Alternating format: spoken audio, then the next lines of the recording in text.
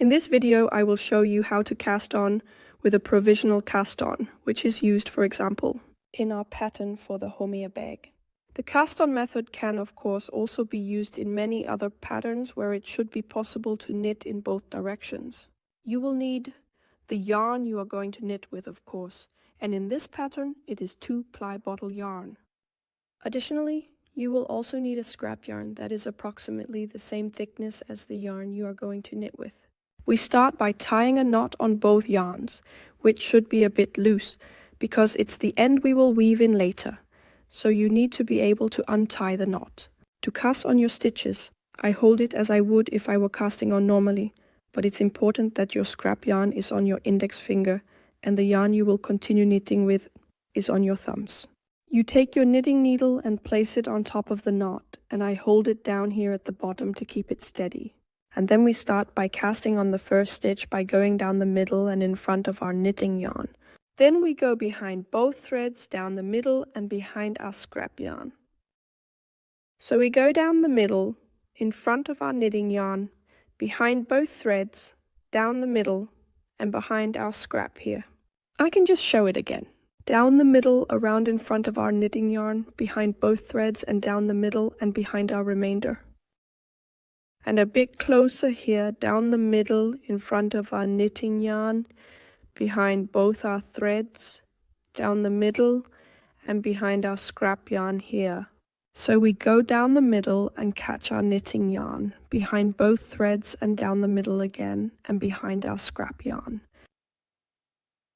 The stitches sit nicely on the needle, and down here is the cast on edge where they are attached to the scrap thread. When we need to turn the work and continue knitting, it's a good idea to use the scrap thread to lock the stitches so they don't slip off the needle. Otherwise, you can just continue knitting in regular knit stitch here. You can also start by knitting your row in purl if that's what your pattern requires. But I recommend, even if you are knitting in the round, that you start by knitting your row back to get a grip on the stitches and then gather your work. Here you can also see that the stitches become a bit large, and that's actually because we've just wrapped our stitches around a piece of yarn. But it evens out once you knit your stitches. I can just knit the row out and a couple of extra rows. Then I knitted an extra piece so you can see that the stitches open on both sides. To knit the opposite way, we turn the work and pick up the stitches. When you pick up your stitches, it doesn't matter if you do it from the left side, as I do here, or if you do it from the right side. When we start knitting our stitches, we also need to be aware that every other stitch we've cast on is twisted on the needle.